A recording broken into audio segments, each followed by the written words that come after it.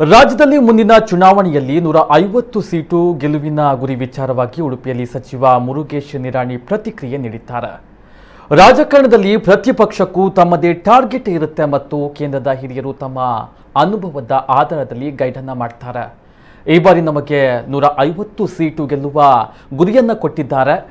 ಪ್ರಸ್ತುತ 130ಕ್ಕೂ ಅಧಿಕ ಸೀಟು ಗೆಲ್ಲುವ ವಿಶ್ವಾಸವಿದೆ ಎಂದ ಅವರು 2023ರಲ್ಲಿ ಮತ್ತೆ ಬಿಜೆಪಿ ಸರ್ಕಾರ ಆಡಳಿತಕ್ಕೆ ಬರುತ್ತೆ ಎಂಬ ವಿಶ್ವಾಸವಿದೆ ಎಂದಿದ್ದಾರೆ. ಕರ್ನಾಟಕದಲ್ಲಿ ಪವರ್ ಬೆಲೆ ಹೆಚ್ಚಿಗೆ ಆಗ್ತಾ ಇರುವಂಥದ್ದು ನಿಮ್ಮ ಪ್ರಶ್ನೆಗೆ ಇವತ್ತು ಕೋಲು ಭಾಳ ರೇಟ್ ಹೆಚ್ಚಾಗಿದೆ. ಥರ್ಮಲ್ ಪವರ್ ಪ್ಲಾಂಟ್ದಲ್ಲೆಲ್ಲ 5,000-6,000 ರೂಪಾಯಿ ಟನ್ ಇರುವಂಥದ್ದು ಇವತ್ತು 12,000ರಿಂದ 15,000 ರೂಪಾಯಿಗೆ ಹೋಗಿದೆ. ಆ ಮೇನ್ ನಾವು ಪವರ್ ಪ್ರೊಡಕ್ಷನ್ ಮಾಡುವಂಥದ್ದು ಥರ್ಮಲ್ ಪ್ಲಾಂಟ್ದಲ್ಲಿ ಆ ರೇಟ್ ಹೆಚ್ಚಾಗಿರೋದ್ರಿಂದ ಇದು ಕೇವಲ ತಾತ್ಕಾಲಿಕವಾಗಿ ಆ ಬೆಲೆ ಹೆಚ್ಚಾಗಿದೆ ಮತ್ತು ಕೋಲ್ ರೇಟ್ ಕಡಿಮೆ ಆದಾಗ ಇಮಿಡಿಯೇಟಾಗಿ ಪವರ್ ರೇಟು ಕಡಿಮೆ ಆಗ್ತದೆ. ಇನ್ನು ಧರ್ಮ ಸಂಘರ್ಷ ಕೈಗಾರಿಕಾ ವಲಯದ ಮೇಲೆ ಪರಿಣಾಮ ಆಗುತ್ತಾ ಎಂಬ ಪತ್ರಕರ್ತರ ಪ್ರಶ್ನೆಗೆ ಪ್ರತಿಕ್ರಿಯೆ ನೀಡಿದ ನಿರಾಣಿ, ಕೈಗಾರಿಕಾ ಕ್ಷೇತ್ರಕ್ಕೆ ಯಾವುದೇ ಸಮಸ್ಯೆ ಆಗಲ್ಲ, ಆ ವಿಚಾರವೇ ಬೇರೆ, ಈ ವಿಚಾರವೇ ಬೇರೆ. ರಾಜ್ಯದ ವಾತಾವರಣ, ಕೈಗಾರಿಕಾ ನೀತಿ, ಸರ್ಕಾರದ ಸ್ಪಂದನದ ಆಧಾರದಲ್ಲಿ ಕೈಗಾರಿಕೆ ಬರುತ್ತೆ. ಧರ್ಮ ಸಂಘರ್ಷ ಕೈಗಾರಿಕೋದ್ಯಮದ ಮೇಲೆ ಯಾವುದೇ ಪರಿಣಾಮವನ್ನ ಮಾಡಲ್ಲ. ರಾಜ್ಯದಲ್ಲಿ ಮೈಕ್ ಬ್ಯಾನ್ ಬೇಡಿಕೆ ವಿಚಾರವಾಗಿ ಮಾತನಾಡಿದ ಅವರು, ಕೆಲವೇ ಮಂದಿ ಈ ಬಗ್ಗೆ ಚರ್ಚೆಯನ್ನ ಮಾಡ್ತಾ ಇದ್ದಾರೆ.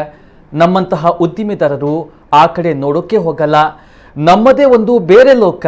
ಈ ಬಗ್ಗೆ ನಾನು ಹೆಚ್ಚು ಮಾತನಾಡಲ್ಲ, ಹಿರಿಯರು ಮಾತನಾಡ್ತಾರೆ ಮತ್ತು ಬಿಜೆಪಿ ಪಕ್ಷದ ವ್ಯವಸ್ಥೆಯ ವಕ್ತಾರರು ಉತ್ತರ ಕೊಡ್ತಾರೆ. ಪ್ರತಿಯೊಬ್ಬರು ತಮ್ಮ ಅನಿಸಿಕೆ ಹೇಳಿದರೆ ಗೊಂದಲವಾಗುತ್ತೆ. ಬಸವರಾಜ ಹೊರಟ್ಟಿ ಬಿಜೆಪಿ ಸೇರ್ಪಡೆಯ ವಿಚಾರವಾಗಿ ಪ್ರತಿಕ್ರಿಯೆ ನೀಡಿದ ನಿರಾಣಿ, ಬಸವರಾಜ ಹೊರಟ್ಟಿ ನನ್ನ ತಾಲೂಕಿನವರು, ಕಳೆದ 35 ವರ್ಷದಿಂದ ನನಗೆ ಪರಿಚಯ, ಅವರ ಕುಟುಂಬವು ನನಗೆ ಆತ್ಮೀಯ. ಬಿಜೆಪಿಗೆ ಬರುವುದಕ್ಕೆ ಬಹಳ ಸ್ವಾಗತವಿದೆ ಮತ್ತು ಇದರಿಂದ ಆ ಭಾಗದಲ್ಲಿ ನಮ್ಮ ಪಕ್ಷ ಮತ್ತಷ್ಟು ಗಟ್ಟಿಮುಟ್ಟಾಗುತ್ತದೆ ಮತ್ತು ಅತಿ ಹೆಚ್ಚು ಅಂತರದಿಂದ ನಾವು ಅಲ್ಲಿ ಗೆಲ್ತೇವೆ. ಸದ್ಯ ಸಿಟ್ಟಿಂಗ್ ಸ್ಪೀಕರ್ ಇರೋದ್ರಿಂದ ಅಧಿಕಾರ ಮುಂದುವರಿಯುತ್ತೆ.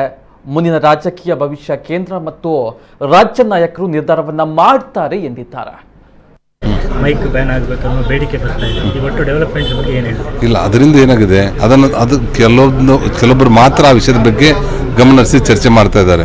ನಮ್ಮಂಥ ಉದ್ಯಮದಾರರು ಆ ಕಡೆ ನೋಡಲಿಕ್ಕೆ ಹೋಗಲ್ಲ, ಆ ಶಾಲೆ ಓದೋದಿಲ್ಲ ಅವರು. ನಮ್ಮದೇ ಒಂದು ಬೇರೆ ಲೋಕ ಇದು ಉದ್ಯಮದಾರದು. ಈ ರೀತಿಯಿಂದ ಇರುವಾಗ ಅಲ್ಲಿ ಏನೋ ನಡೀತು, ಅದರ ಸಲ ನಾವು ಹಿನ್ನೆಲೆ ಹಾಕಬೇಕು ಅನ್ನೋಂಥದ್ದು ಯಾವುದೂ ಇರೋದಿಲ್ಲ. ಇನ್ನು ನಾವು ಹಿಂದಿನ 2 ವರ್ಷದ ಕೋವಿಡನ್ನು ಹೋಲಿಸಿ ನೋಡಿದರೆ ನಾವು ಅತ್ಯಂತ ಮುಂದೆ ಹೋಗ್ತಾ ಇದ್ದೀವಿ. ನಾವು ಮೊದಲು ಯಾವ ರೀತಿ ಕೋವಿಡ್ ಇರಲಾರ್ದಾಗಿತ್ತು, ಅದಕ್ಕಿಂತ ಹೆಚ್ಚಿನ ಪ್ರಮಾಣದಲ್ಲಿ ಕೈಗಾರಿಕೆಗಳು ಬರ್ತಾ ಇದೆ. ಅತ್ಯಂತ ಯಶಸ್ವಿಯಾಗಿ ನಾವು ನವೆಂಬರ್ದಲ್ಲಿರುವಂಥ ಜಿಮ್ ಗ್ಲೋಬಲ್ ಇನ್ವೆಸ್ಟ್ಮೆಂಟ್ ಮೀಟನ್ನು ಯಶಸ್ವಿ ಮಾಡ್ತೇವೆ. ಈಗ ಇದರ ಹೊರತಾಗಿ ನೀವು ಕೈಗಾರಿಕಾ ಮಂತ್ರಿಯಾಗಿ ಅಲ್ಲ, ಬಿಜೆಪಿಯ ಶಾಸಕರಾಗಿ ಅಥವಾ ಮಂತ್ರಿಯಾಗಿ ಏನು ಹೇಳ್ತೀರಿ ಬೆಳವಣಿಗೆ ಬಗ್ಗೆ? ಅದ್ರ ಬಗ್ಗೆ ನಾನು ಮಾತಾಡಲ್ಲ, ಎಲ್ಲರೂ ಹಿರಿಯರು ಮಾತಾಡಿದ್ದಾರೆ ಅದ್ರ ಬಗ್ಗೆ ಹೇಳುವಂಥದ್ದು ನಮ್ಮ ವಕ್ತಾರರು ಅಲ್ಲ.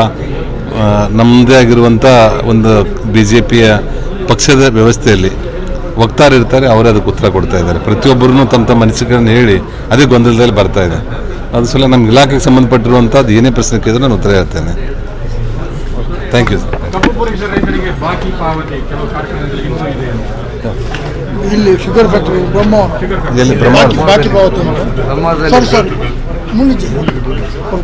ನನಗದು ಗಮನಕ್ಕಿಲ್ಲ. ಯಾವುದು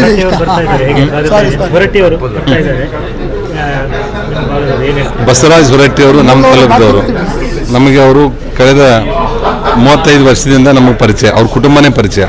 ಅದ್ರ ಸಲುವಾಗಿ ಅವರು JDS ಇಂದ ಭಾರತೀಯ ಜನತಾ ಪಾರ್ಟಿಗೆ ಬರೋದು ನಮ್ಮದು ಭಾಳ ಸ್ವಾಗತ ಇದೆ ಮತ್ತು ನಮ್ಮ ಪಕ್ಷ ಆ ಭಾಗದಲ್ಲಿ ಇನ್ನೂ ಹೆಚ್ಚು ಗಟ್ಟಿಮುಟ್ಟಾಗಿ ಬರ್ತಾ ಇದೆ. ಇನ್ನೂ ಹೆಚ್ಚಿನ ಲೀಡ್ದಿಂದ ನಾವು ಗೆಲ್ಲಲಿಕ್ಕೆ ಸಾಧ್ಯ ಆಗ್ತದೆ. ಅದ್ರ ಸಲುವಾಗಿ ಏನು ಭಾರತೀಯ ಜನತಾ ಪಾರ್ಟಿಗೆ ಅವ್ರು ಸೇರ್ಪಡೆ ಆಗ್ತಾ ಇದ್ದಾರೆ, ನಾನು ವೈಯಕ್ತಿಕವಾಗಿ ಭಾಳ ಸಂತೋಷ ಆಗಿದೆ ಮತ್ತು ಅವ್ರು ಭಾಳ ಹಾರ್ದಿಕವಾಗಿ ಸ್ವಾಗತ ಮಾಡ್ತೇವೆ. ಅವರು ಸೇಮ್ ವಿಧಾನ ಪರಿಷತ್ತಿನ ಒಂದು ಸೀಟನ್ನು ಕೊಡಬೇಕನ್ನೋಂಥದ್ದಿದೆ. ಅವ್ರು ಈಗಾಗಲೇ ಸಿಟ್ಟಿಂಗ್ ಇರೋದ್ರಿಂದ ಅದು ಮುಂದುವರಿತಾ ಇದ್ದಾರೆ. ಅವ್ರ ಸಿಟ್ಟಿಂಗ್ ಸ್ಪೀಕರ್ ಇರೋದ್ರಿಂದ ಅವ್ರ ಸ್ಪೀಕರ್ 23 ತನಕ ಮುಂದುವರಿತಾರೆ. ಮುಂದಿನ ನಮ್ಮ ಕೇಂದ್ರದ ನಾಯಕರು ಮತ್ತು ರಾಜ್ಯ ನಾಯಕರು, ಪರಿವಾರ ಹಿರಿಯರು ಕುಳಿತು ಡಿಸಿಷನ್ ತಗೋತಾರೆ.